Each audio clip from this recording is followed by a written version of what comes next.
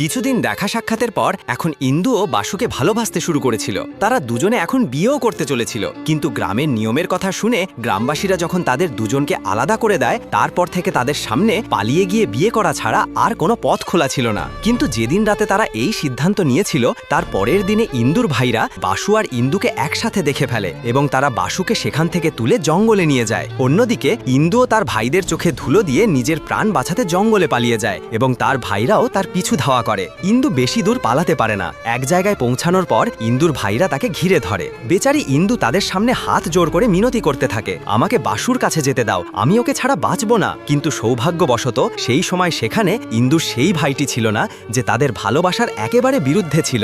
ইন্দুর অন্য ভাইরা বেচারি ইন্দুকে এভাবে হাত জোর করে মিনতি করতে দেখে সেখান থেকে চলে যায়। এরপর ইন্দু আবার উঠে গোটা জঙ্গল জুড়ে বাসুকে খুঁজতে শুরু করে, কিন্তু সে তাকে খুঁজে পায় না।